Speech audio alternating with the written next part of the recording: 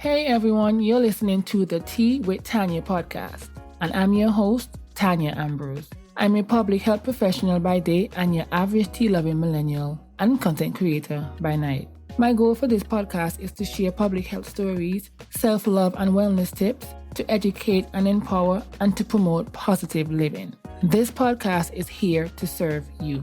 Join me in the tea tasting room to see what I have brewing for you.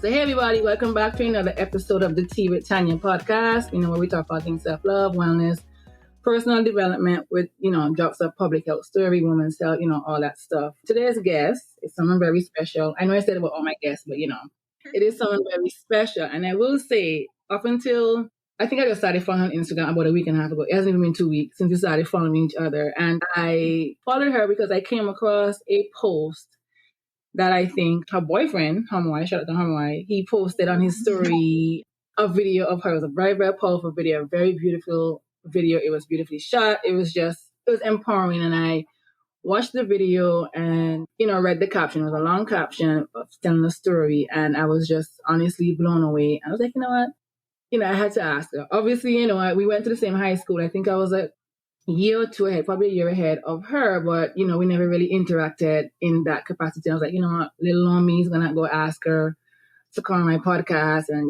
I didn't know what the response was going to be, but you know what? I got the courage to send her Instagram DM and she did respond very quickly because, most people, they take some time to respond. And she did respond. And here we are for today. So happy to have you, Nailah. So, of course, welcome to the tea tasting room, as I like to call it. Be sure to and guys, I can't believe I don't have my tea. And I should have my tea too, but you know what? I am honestly just getting home from work, guys. So yeah, I have tea. Water. I have water, so that's good.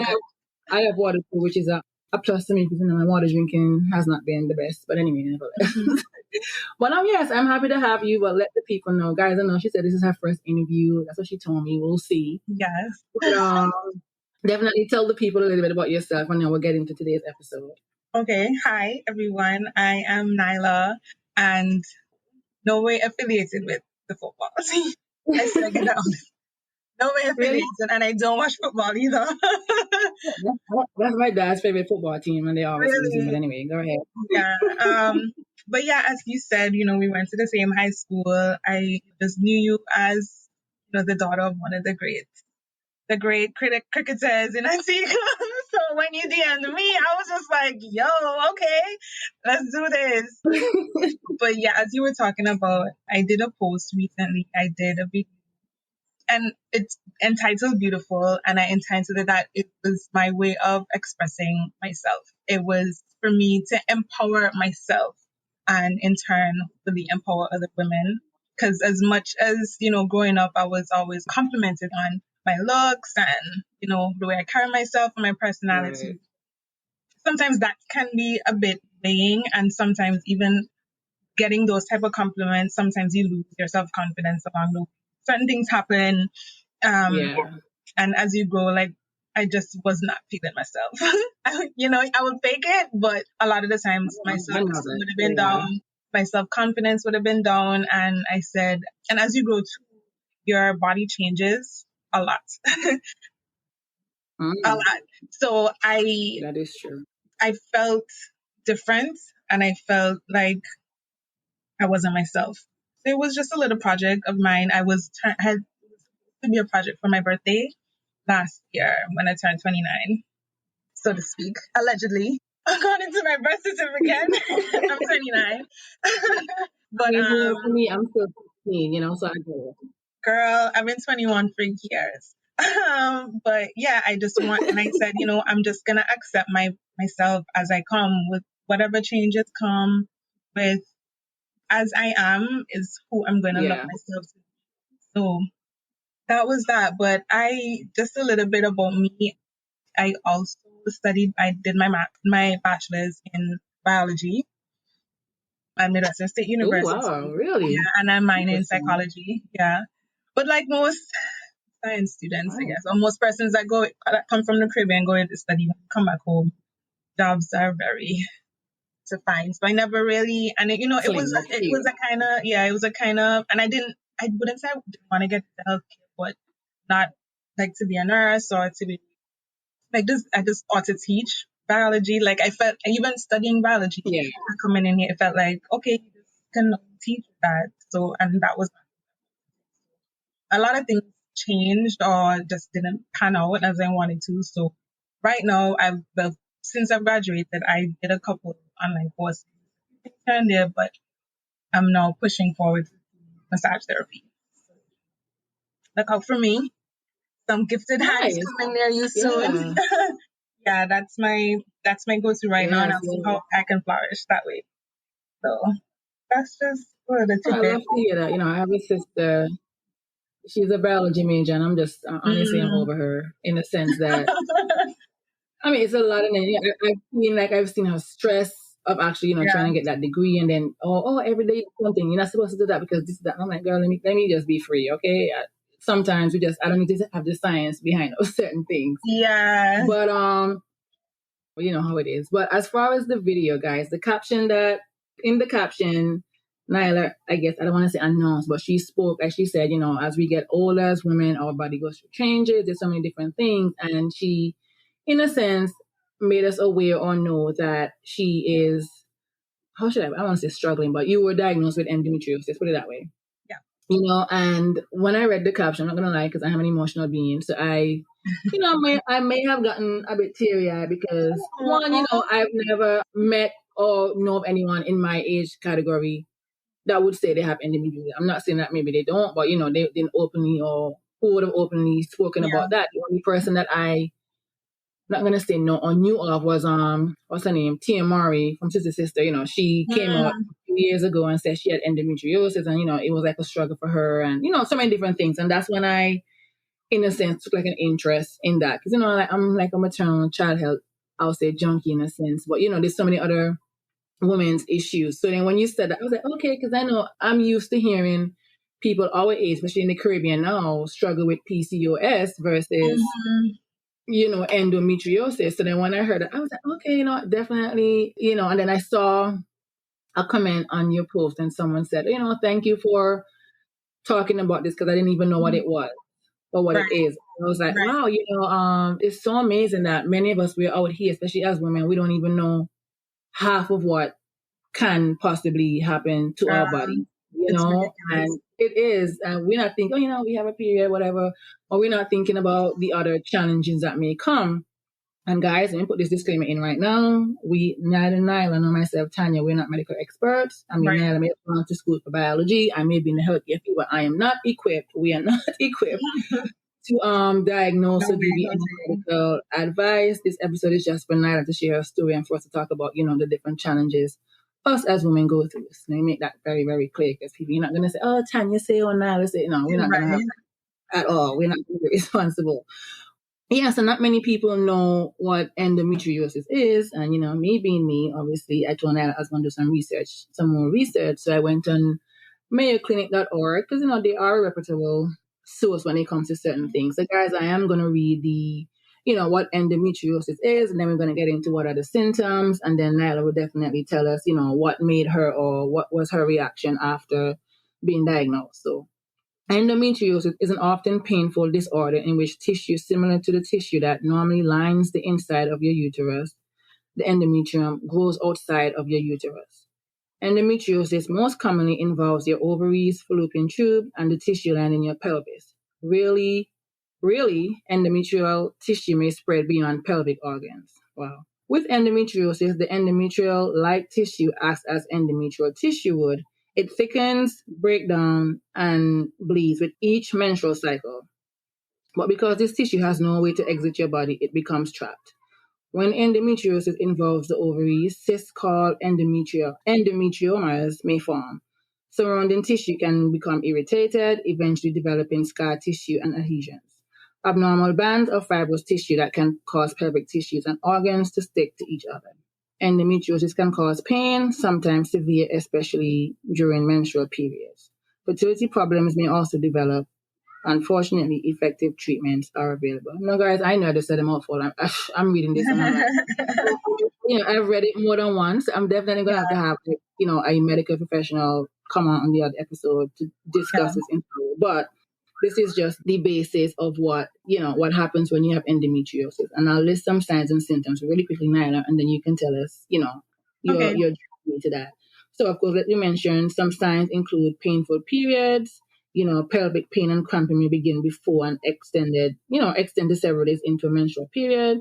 You may have pain with intercourse, pain with bowel movements or urination, excessive bleeding, infertility, and other signs and symptoms. You may experience fatigue, diarrhea, constipation, bloating, or nausea, especially during menstrual periods. So, Nyla, and like I said, I just listed some symptoms.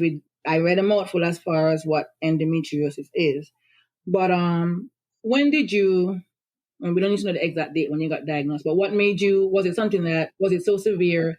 Because before I continue, growing up, people will be saying, "Oh, I have like really bad cramps," or then we're not thinking, "Oh, it could be something."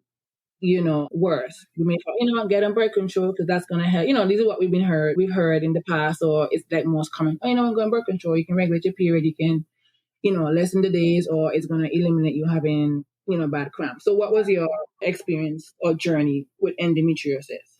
Well, to start out, I got my period at a young age. I remember it vividly. It was like, and I feel like it's so prolific. I don't know who else. I don't know who else is like this. I'm a Scorpio. Let's get that clear. And I'm very, and I'm very like spiritual, and I think all things are connected. Yeah. So at that time, it was like the last day of primary school, elementary school, like grade 6, going off to secondary school in the semester. So it was like July, and it came down. And like back in the day, your parents just give you these books, they must read about it, and you're just like, everybody's kind of like excited, like, okay, this is this big thing that's gonna happen to you. I remember like the normal cramps or whatever, and I thought this is so cool. But that was, I think, the first and the last day I was excited to see my period, because every time after that it was excruciating. Tears, vomiting, diarrhea, can't go to school, have to send a letter. My mom had to stay home with me from work. Like, she had to put in like sick days for herself just so I could deal with it. I would have to get, my aunt was a nurse, God rest her soul. She would come in and like give me injections for like the pain, just to deal with it. And this is just me as an 12, 13-year-old, So moving on from that, So moving on from that, I think at that time when my mom was constantly, went through a lot of bad periods as well. So we said, okay, as you said, like, passed on, everybody have bad cramps, so so I went to my gynecologist. I can't remember back then if she ever mentioned endometriosis, and I can't say for sure if I knew then if my mom had it. But I'll say no, like my mom had it, a couple people in my family have it, but I can't remember if at that age I knew. Okay. So she put me on birth control, but I was so young and naive. I didn't know what birth control was, and I didn't know that that's what it was. So for like a good year or so, I was just like, I have to take these pills every day. I had no idea what it was, but I think what it was, it was just to as you said, to help regulate it. So I think the plan was, regulate it so that I could take, I think, some painkillers, or the pain will come, because as they say, when you have pain, it's best to take it before the pain gets too bad, so it helps to bring it back down. It's harder when the pain is really bad. The painkillers, it doesn't work as well. So that was the plan for that. So I was on birth control from like probably like 14 years old. I just had this excruciating pain. Yes, I'm just on birth control. It helped minimize the pain a bit. And then, let's see, fast forward to 17. So I was like about 20. Wow, that was a long time. Yes. And I would say within that time, maybe after the first year or two, I stopped for like about 5, 6 months. Because I said, I want to give my body a break. Right. And I think for those 4 or 5 months, it wasn't as bad. And then one time it hit me, and it was in the middle of carnival. I was supposed to, like, be on the parade and have a session. I could not. I could not leave my Wow, I feel house. I could not get out of bed. It was so bad, and I felt so bad. And I remember the memory so vivid. I was lying down in my parents' bed. I was looking at and I see all my friends, and I was like, I want, but I could not move, so I had to get back on it again. yeah, And anytime after that, that I would either stop, not that like involuntarily, like I might not have gotten the pills on time or something, it will come really bad. yeah, Anyway, so I was yeah, on it for a long time, and then I decided to stop because I'm trying to remember. There were a lot of changes happening. Like I wanted to change my diet. I think it was soon after I moved back, wanted to change my diet, mm, wanted to be a lot healthier. And I yeah, met up with some people, that were talking a lot about wound health and, but they were mainly talking about fibroids. A lot of women also have fibroids. So yeah, I know I don't have that for sure. I don't know what I have or if I have anything. I can't remember exactly, but I realized like, it was like a conversation with my friends, and I felt like I never yeah. experienced PMS. So, with PMS, they have swollen breasts or like mood swings or stuff like that. And I felt like, oh, Mm, okay, I get like swollen breasts, but that's it. Like I don't I don't know what my body yeah. is telling me. You know what I mean? So I felt like my body was being numb. So, let me stop this. So let And me stop you. Wait. mhm, Did you ever like because you mentioned PMS, not to cut you off, but sometimes you can tell, like, when your cycle is about to come out. Did you experience that, or a day or two before, just whenever it comes, it comes? right. I knew when my cycle was coming based on the pills. So Okay, you have, okay, so I okay, was all taking, right. yeah, so you have the 3 weeks, you have some of the 3 weeks and then you Yeah, don't take, and then the 3 weeks where you do take like a placebo pill. That's all I could tell. yeah, I don't take it that much, Otherwise, but yeah, otherwise I had no idea, so I was like, yeah. Todd, you need to figure out what's going on. I need to figure Oh out what's God. going on with my body. So I'm like, I'm gonna stop these pills. I'm gonna, change my diet. Da, da, da. And then soon after that, the pain kept coming bad. So when I was on the pills, I would take a leaf as a painkiller. That would work. After that, it was ibuprofen 800, and it was ibuprofen 1600, and Mm, then it was like, this is not even working. So as the longer I stayed yeah. off the pills, the pain got worse. The bloating, like I never experienced the bloating. That was like a big factor that made me realize, as a lot of the symptoms that you mentioned, I had probably most of most of them. So I, Wow.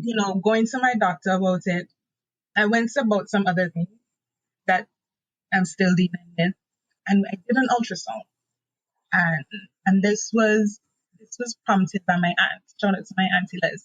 She was a physician back in the day, but she's retired now, and she's just like, girl, and I think she saw me on my period. She visited from Canada. She's in Toronto, Mm, and she visited, and she's just like, no, you really need to check this out. You really need to go back to your doctor and ask them to do a transvaginal ultrasound. I, for one, had never heard about that before. okay. And I was just like, Right, oh, okay, right. let's try this out. Because before that, I think in the past, I may have gotten the ultrasound as like when I first started my period, but me, I don't know what was found, if anything was found. No idea. I don't know if they were looking for something else. Okay. I have no idea. And even with visits to my doctor, I remember thinking to myself, the doctor mentioned endometriosis, but it was a new doctor, and she was asking me, I guess, given my medical records, I don't know, nobody's ever said. I have no idea what it is. So Yeah. I did this transvaginal ultrasound, and that's when she was just like, okay, something doesn't look right, but it wasn't clear enough. So that's when I got a referral to my doctor now, Sherry Tillock. She's a specialist. She's a gynecologist, obstetrician in Antigua. So I went to visit her, did another ultrasound again, and that's when they're like, oh, so I actually had a lot of cysts too. I had a hemorrhagic cyst, and they were like, yeah, it's very likely that Mm, this is endometriosis. But she said within the Caribbean, the most definitive way to diagnose it is to do surgery, a laparoscopic surgery. Just looking at the ultrasound, it's really? possible to say, but it's not definitive, because I think what they do is that they test the tissue once they go in. Okay. Yeah, yeah, yeah. Yeah. So that's their definitive way. Otherwise, they would I guess, project or just assume and maybe treat it that way, but that's the best way. So from Yeah, there, it was just because I like, was gonna ask, when, when do you see a doctor? But then you didn't answer that. That's what I was gonna ask, like, at what point in this whole ordeal, would hmm one see a doctor? But as you say, you've been having like really bad periods since you were like the first, the first time you right. you would have gotten your period at age 12. So I guess for And there those wasn't really listening, much again, we're talk not about doctors it. here. Right. Right, given the time, but now that we're in a more, advanced world and people are more open about so many, hmm like you shared your stories, so then that's going to encourage somebody else. So now, based on what Nyla said, guys, if you're someone out there who struggles with, really bad cramps and we're thinking, oh, let me go on birth control, so that's going to help. Not saying that it doesn't, but, it could be other underlying issues and, you should definitely, see a doctor or gynecologist. Because I tell myself, if I have a cut on my finger, I'm going to the doctor. But I'm lying because I said it and I said And no. But I 'cause think we that's, have to be that way now because life is too short and there's so many things going on. And if we can catch something early, yeah, why not? Why not? Well, you did mention I your don't even, I surgery. guess it's just within our community. Yeah, Yeah. in the black I was just community, saying that within our especially. community, we're just so much fearful. Yeah. We're so fearful. But within my family itself, there's so many people that have been in the healthcare profession. It's just like, you gotta sneeze. What's wrong? Let's take this, take that. Go and call so and Right. so. Like, we don't play. But as I was like, Yeah. it took a longer time for me because I just didn't know to ask. And that was a big thing for Right. me as well. Getting to this point, I had to advocate for myself. Mm-hmm. Even with my other situations that I'm going through, I had to advocate for myself, like, no, there's something wrong and you have to just know your body. And I think that's what it was, deciding like, yo, I really don't know what's going on for my body. Nothing specific was happening. I felt normal, but I Yeah. said, this, I don't know enough about me. And that doesn't seem right. And then from time I did that, came off and allowed my body to speak to me. It's just like, oh, there's plenty going on. Okay, let's figure this out. So that's how come You I, know, I'm glad you mentioned that because as a public health professional and even as a healthcare working in the healthcare field, and we have to be our own advocate because I'm telling you, I've seen some things where people they just either they assume, and there's so many disparities when it comes to us as Black women or Black people, especially here in the U.S. Okay, so I'm really right? glad that you mentioned about being your own advocate because guys, let me tell you, as Nyla said, only you know your body. Nobody. I don't care how much doctor you go. If you go to doctor every week or what, I don't care. You know how you feel. You know what I'm saying? And sometimes we have to listen to our bodies. And I guess with you became more in tune with your body when you came off at the time. So you knew, when things weren't going well. But you did mention surgery, and I'm talking to you while you're in quarantine. You're still in quarantine, right? I just got out yesterday. Right. Oh, well, look at you. Well, yeah. Right? Well, I know when we first started talking and we were making arrangements for to record this episode that you said you came back, you were in Jamaica. Yeah. So was that? Just tell us about that. hmm Why Jamaica and what happened. Yeah. Well, before I got to Jamaica, I did a surgery here and see the doctor to see if what was really going on to get a better picture. And when they went in, mine was really bad. So what I did was a diagnostic laparoscopic surgery. So they just open, and it's really, don't know what laparoscopy is. It's very small incision, the abdomen, and they go in with tools that have like a camera, and it's very small. So Yeah. it's very minimally invasive. But when they went in, girl, she said, that's bad. It's really bad in there. And she, Wow. what I respect about her is that she realized she didn't have the expertise to remove what I had. So I Yeah, learned, it wasn't within her scope. Right. yeah, coming out of that surgery, I then learned that endometriosis has 4 stages. So I had like Oh, the okay. worst case, stage 4. What I learned was that, Wow. so it goes stage 1, 2, 3, and 4, 4 being the most severe. It doesn't correlate though to the amount of pain that you feel. So you can be at stage 1 and have really bad cramps or really bad pain, but the stages determine how, I guess, invasive and I guess the quantity of endometrial tissue that's in the pelvic cavity. Mine was really bad. She can't touch that, but she would have mentored with a specialist that's in Jamaica. So then off to Jamaica I go. That was an experience in itself. But once I met with the doctor, I was communicating with him before, Dr. John Harriet. Right, I think right. he went to a fertility center in Jamaica. He was really good. Once he, went in, it was the same type of surgery, laparoscopic. They knocked it out, got out as much as they could. Mine was, all over. On my bladder, on my bowels, everywhere. It was like a string. So Yeah. once I went through that, I'm like, I'm eating pretty well as well. Yeah, and that was it. But it's not So what to say. Sorry, what I wanted to say was that it's not right. a cure. It really is just treatment for your pain because endometriosis, there's no cure for it and it can come back. So they have specific treatments to kind of minimize the growth of it. But yeah. Okay. That's interesting. That's a story. I'm trying to, again, like I said, I'm an emotional person. I don't know. You're trying to But process. yeah, so I know you say there's not a cure as you say. So what happens? I mean, like, okay, as far as the pain will be minimized, as you say, and everything would be good. Because one of the I think symptoms or risk factors that I saw here in the Mayo Clinic was that, let me find that. It says that, you can either not have kids or, it did say starting your period at an early age. So that, in a sense, that goes to you.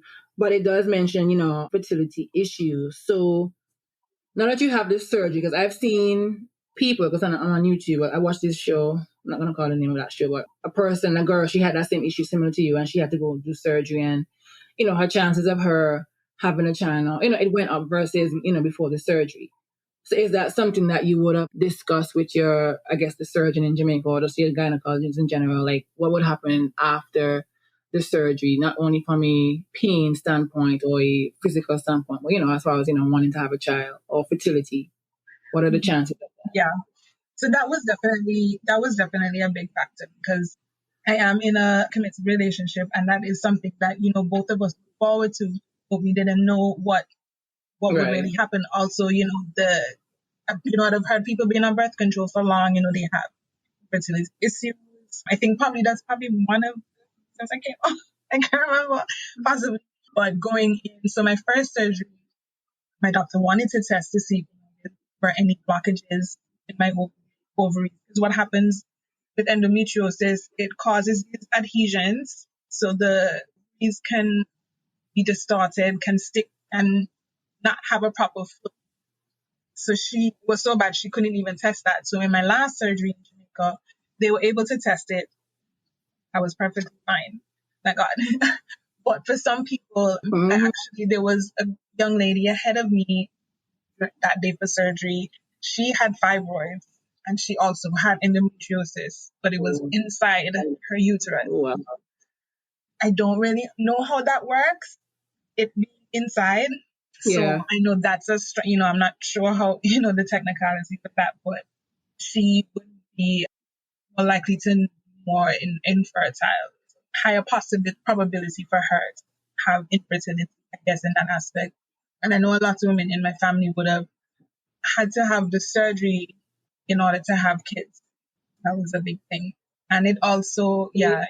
Well, so so the infertility, thank God for me, eventually I would speak with my doctor to plan, accordingly, because currently now I'm on hormone suppressors. So if you see me wifing, I get hot flashes at the age of 29 because of these. wow. So that's another thing. I don't know That if it is happens with interesting. everybody, but Yeah. it's another added stress to it. So I had to be on it before going into surgery, and I'm have to continue on it afterwards. So what it does, I think, is to prevent that extra growth at the end of the Good. Okay. yeah. Well, I am happy that you got that surgery. Everything is good now. And, I would assume, but let me not assume as I can ask you, as far as diet, because remember I told you earlier on that the only person that I knew of at the time, I guess that was noteworthy would have been Tia Murray. And I remember after she got diagnosed, she went and changed her diet to the point that she even created The a cookbook. cookbook, with Yeah. with food. I'm not sure in a sense catered towards that, but things you can eat. Because in everything really and truly, diet plays a lot. Because for me, I this is totally not even under the endometriosis, but I went to the doctor last year. He's like, you're on the borderline of having high cholesterol, and I'm like, okay, whatever. Again, I make the worst patient. They say people in healthcare I make the worst. That's just me. And I'm like, okay, and that was earlier last year, even before the pandemic. And I was like, okay, still didn't even change a thing. Went for my physical back in February, and guess what? My cholesterol is at the high, like it's high, and it's at the highest of all, like the highest level. So no, he's like, Miss Ambrose, you got to go on this diet, whatever, whatever. Again, I'm not there yet. I know because I'm still trying to work through, like, what is a low cholesterol diet? What can I, But it was for me, in a sense, a wake up call because again, we're young, we're black, everything's always against us as it is. So, having to change my diet, I'm trying to go my hair. There's so many things that our diet plays. So do you, or have you, you said you tried changing your diet in the past, or have you, is there like a strict regimen or strict diet that you follow now, or you just eat whenever you feel like? For right now, I eat whatever I feel like. So I would have done like, I would call it like a vegan adjacent type diet. Like I met with like a vegan consultant. Shout out to Sean, Dr. Right. Sheila. She's a vegan. She's been a vegan for like 20 something years. She's from Jamaica too, and she does these, like she cooks and sells or whatever. And Yeah. it was, I don't want to say it was difficult, but it was difficult. It's was a not for you. mental, yeah, it's a mental thing. And I wouldn't say it's not for me. What I realized my body needs for right now is a balance. There's a page on Instagram that I started to follow. It's called Endo Black. And they recently they had like a little forum and where they actually spoke to Tia Mori when they had something going on. And they put out like this little recipe book. As you know, I bought it and I checked it was like $5. I checked it out and it's a lot of vegan type, vegetarian type meals. And I feel like with a lot of sicknesses, Yeah. it's all, it always falls back on like just going plant-based is like the best thing for you to do. But I'm just learning. Yeah. I just really go back to the point of what my body. If I have a craving for something, I just do it. If I don't, like if I crave something and I don't really have to have it, it eventually fades away and I move on. Yeah. I also followed this other page recently called I don't know if I can curse on here, but it's called the Epic Diet. It's called a Pocket Diet or something like that. And what she was saying is that with diets, they kind of cause you, it can be more stress and more damaging sometimes. You go on this diet and it restricts you and it gives it like a different relationship with food. Mm-hmm. You're like, oh, I can't eat this. I have to eat this. And it just feels so burdensome. And it's Oh, yeah. But for some women, it might help. And I think it's really all it comes down to moderation and having a healthy balance and finding what works, honest. But I do think changing your diet will help a lot. Exercise, lots of water, just good vibes, loving yourself. Yes, Tanya, you have to have self-care. Love on you. Take that time, meditate, have a long, extra long shower, massage, something. Yeah, that's what I think Well, that is true. But how, after listening to, how are you now in this moment, after, the surgery and looking forward to the future? Like, how are you now? How do you feel? You still love on yourself, or are you happy? Are you just motivated, inspired, all that stuff? Feeling like a new woman? Girl, yes. My sexy is back. My sexy. Yes. Yes. Because like one of the things is that you mentioned, like it's gonna be intimate, but have painful intercourse. And that was also another trigger for me. It's like this wasn't a problem before. Right. Why is this a problem now? I don't like what's happening. And that, was hard on my relationship too, because you don't know what's going on. I don't know what's going on. We're good before now, all of a sudden things don't work out and it's just like what? Right. So he was very, very extremely supportive. A lot of my friends were so supportive, helping me to like push and advocate for myself, as I mentioned before. Just like, yo, something is going on for you, babes. Just go to the doctor, tell them this is a problem, tell them whatever you need to tell them, and help them allow you to figure this out. So I feel good. And what happens with endo, like if you research it too, they call it like an endo belly. So you get even if you're, a thicker girl or a slim person, I always had this like extra pouch. And before I thought like, well, I just eat plenty. I just eat plenty, so that's why. That's my consequence. But now that I've taken it, gotten that stuff removed, I can see. Because even when I would work out and stuff, I would smell like I was coming in, but it was always just like an extra thing. I went out to my friends, oh, my belly look big, and they're like, but you so skinny. Why you always have big belly? It's just like, no, I do have this little pouch, but now I can see. Now I can actually see a difference, like my stomach. So even if I get a little bloated or something, I can tell that there's a difference. So, my confidence is all the way up. So I haven't been able to see my doctor yet, but I just want to know like what the big plan is going forward, planning for children going forward, treatment going forward. If I need, they never really spoke to me about changing my diet, neither of like the surgeon or my doctor. Anything like that. It's really something that I've seen online, I think, and it's also just a personal choice. But otherwise than that, good. And I just want to be able to continue. Well, I'm happy to hear that. Tell people, spread the word. Once I would have put out my post, just like you reached out, a couple women reached out to me saying, thank you for that, because they have it too, and they didn't know how, they couldn't talk about it. And you always felt alone. Like I always felt like I was the only one going through it. It's like none of my friends had this. And you would know somebody was like, oh, I know somebody else that really have a really bad period and they look like you, and you're pumping and they're vomiting and they're just on the floor for days and can't move. And I always felt like, okay, it was just me. Yeah, because even when you said that, when you said that, I can think back of just some friends that I had that same experience, can't even function or even go anywhere for those, a couple of days. But at the time, we were just thinking, oh, you have a bad period, that's fine. It's, in a sense, we said normal, because we didn't know. I mean, it's not normal, but then because it happened to them all the time, every period, we just say, no, okay, that's normal for you. Yeah, that's when I'm thinking back. Yeah, because to this day, they still do. So I hope when they listen to this podcast, it'll inspire them to get checked out. But before we go, or before we wrap up, because I got a very important question for you to ask in the end. But what advice would you give to our young women listening? Well, I want for you to elaborate a little bit on advocating for yourself again. But what advice would you give to young women coming up, not knowing, I guess, what's going on with their body, or, when or what to do when something doesn't feel right within themselves, as far as physically women issues related? Yeah. I would say don't be afraid to speak to somebody. Find somebody that you trust. Sometimes, to be really and truly honest, sometimes people have somebody that they think they trust and it doesn't really work out. But confide in somebody that you trust about it, and also just speak to your doctor. If you don't have a doctor, speak it for yourself. Like you should really don't just Google. Don't just Google, because Google can make you think that you had the world of things wrong with you.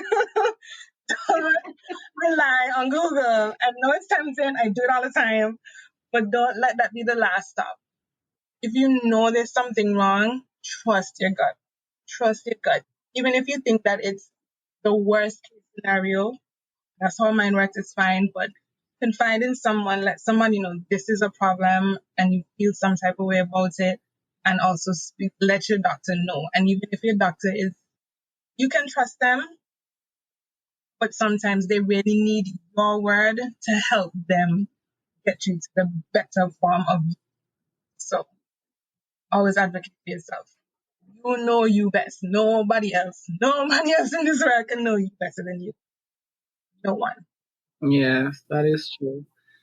Well, Miss Nailah, honestly, I am touched and inspired by your story, and I'm honestly very, very happy that you made the decision to tell your story, not, on your Instagram, but definitely even on this podcast, because I know it's going to inspire somebody in some, whether they're experiencing it or they say they may know someone. It's a time for us to, as you say, be in tune with our body and definitely listen to ourselves. And like I said, even if something doesn't feel right, even in one moment, don't wait for something else to happen. Just get it.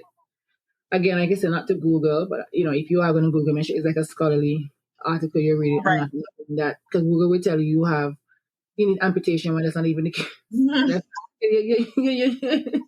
You know how Google is. But, guys, definitely, honestly, Nailah, thank you so much. And I hope you guys really found this episode inspiring. But before I let Nailah tell you where you can find her, a restaurant, this is a very important question, Nailah, so listen carefully.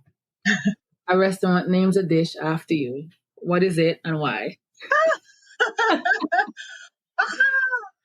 It names a dish after me. What is it? And why? Ooh. Anything, whatever the restaurant want to name after you. I think it's gonna I think it's gonna be some kind of cocktail. And Ooh. why? Because I'm delicious. I love and it that. tastes amazing. Oh, excuse That's a me. nice I like cocktail, that. cocktail name. No, I love to hear that. But yeah, let the people know where they can find you. And of course, I'll put that link in the description as well, but let them know where they can find you. Yeah, so On on Instagram, it's scorpion.heart. Scorpion.heart on Instagram. Nailah Liverpool on Facebook. Even though I'm not on it so much. Oh, and TikTok. I haven't done much on TikTok. Anything you're working on, you want? Well, I'm not that. I can barely post videos on Instagram, let alone TikTok. So, some things I gotta leave for some people. But, we'll put your TikTok in as well. But anything new you're working on, you want to let the people know? Not yet? Not yet. There's some stuff coming. There's some stuff coming for sure. Hint, hint. Where we at right now? Stay tuned. But thank you so much, guys. Thank you so much for having this platform and allowing me to speak the first time about, what I'm going through and breaking my interview virginity. This is my first time. Yeah. It was really nice. It was really nice and I really appreciate it. No, yeah, thank you. Well, guys, that's today's episode. That's all we have. Make sure you guys go follow Nailah on Instagram, TikTok. You can go friend on Facebook. That's all I have for you guys. And if you're on Apple Podcasts, be sure to like, review, and definitely leave a comment, because this episode for sure is a comment-worthy episode. So make sure you guys listen, and I'll see you in the tea tasting room next week.